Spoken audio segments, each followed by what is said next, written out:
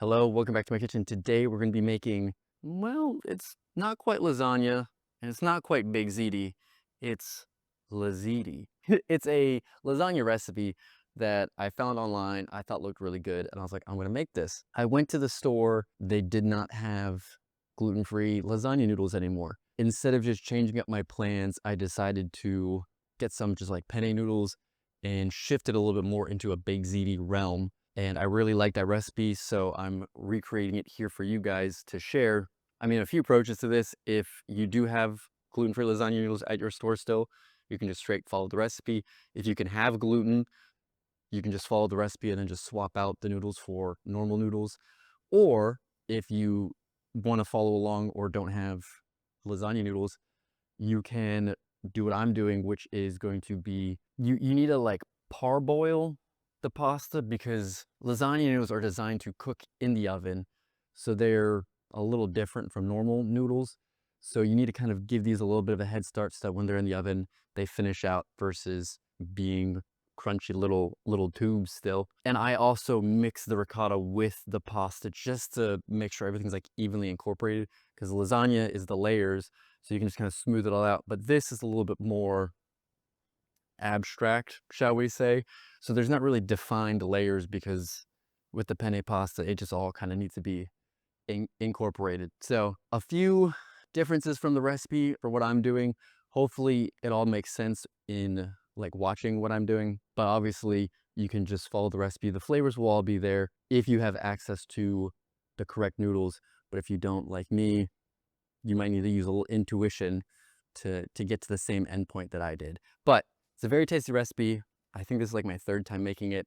I really enjoy it, and I hope that you will as well. So first thing we need to do is run through the ingredients, and then I will show you how to cook this. Also, this recipe is a great excuse for me to try out my new stainless steel pan. I got this to see how it does. No non-stick coating, so I have to do that all myself with heat and oil, but I've enjoyed it so far. I've used it. This was like my first recipe that I used it in, and I've used it on a few things since filming the cooking part. It's definitely a learning experience from normal pans, and I'm enjoying it so far. So this might be the next step in my culinary journey.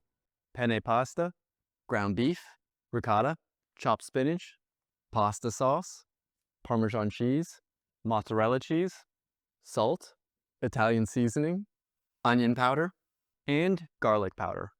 The first step is going to be to partially boil the pasta. So we're not going to cook it the full way, just about halfway. So whatever your box says, cut that in half, partially boil it because it'll finish cooking in the oven. Next step is going to be to make the ricotta filling, and that's in a large bowl. We're going to mix together the ricotta, the Parmesan, and the spinach, and then season all that with the salt, pepper, garlic powder, and Italian seasoning.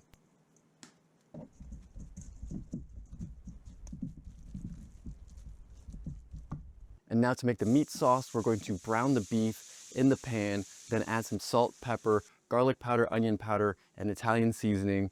And then, when that's all been cooked and mixed up, we're gonna then add in the marinara sauce and we're going to let that simmer.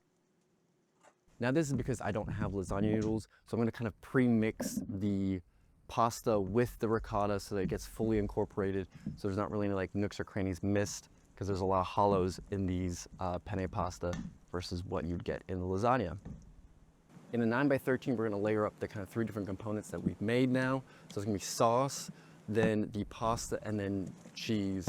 I guess we didn't really actually make cheese, but layer those and then make sure you finish with a layer of cheese, and be sure to spray your foil with some cooking spray so it doesn't stick to the cheese because we need to cover this with foil for the first part of baking.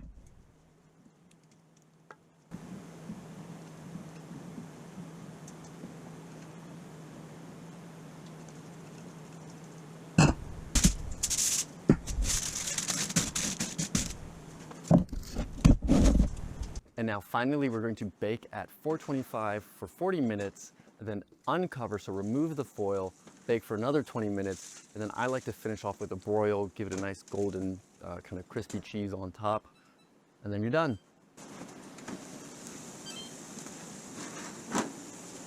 So hopefully you followed along with all that. Obviously, if anything is confusing to you, please leave a comment down below. I will try and answer as quickly as I can. I'm not the best at checking that, but I will do better for this one since it's not quite a just follow recipe and get delicious results. Let's make sure that these results are delicious, and then we'll send you on your way. This is delicious. I mean, I already knew that because I've made this twice before. The little change that I would do for this one, just because I know I've had it in the past and it's been better, is I kind of went with some fancier sauces this time. Just fancy in the sense of like they added more flavors to it. I think just like a basic traditional pasta sauce or like marinara, because just you need that kind of like neutral foundation to kind of build the rest up on, because there's a lot going on in here, like the spinach. That's what kind of attracted me to this recipe to begin with, because I've never seen spinach in a lasagna recipe before. I'm like, that's a good way of kind of getting some extra healthy stuff into your diet. I mean, obviously all the cheese probably counteracts that, but it can't hurt. The sauces this time around, I thought I was going to be enhancing it by just adding more flavors to it. But I think in this one, it's a little bit more of like you want the classic kind of traditional flavors going on. So they kind of build and complement on each other in a more simple manner versus throwing a lot of stuff at it. That's a flavor thing. That's a personal preference kind of thing. So like if you have sauces that you really enjoy, give them a go in there, see what you think. But so this recipe, I will say, is a great kind of like meal prep meal. It's obviously better straight out the oven just because that's how most things are, but it reheats really well. It reheats really easily. It's only like a few minutes in the microwave to get it back up to pretty close to the first time you made it kind of levels. For me, I will say not the best weeknight meal to make. If I made it on like the weekend, having it throughout the week would be lovely. But making it on the weekday, not the best, because I work and I go to the gym and then I cook. So it's usually like I'm starting at 8 p.m. on a good day. And this is about a 2-hour recipe, just because you have to like prep all the stuff, boil the pasta, put in the oven. I forgot. This was the step that I forgot existed, because I was like, everything's cooked. It should be like 10 minutes in the oven, right?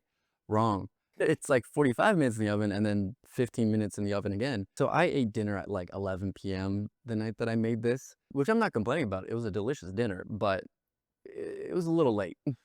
Even for me. If you also have a late schedule, maybe make this on the weekend.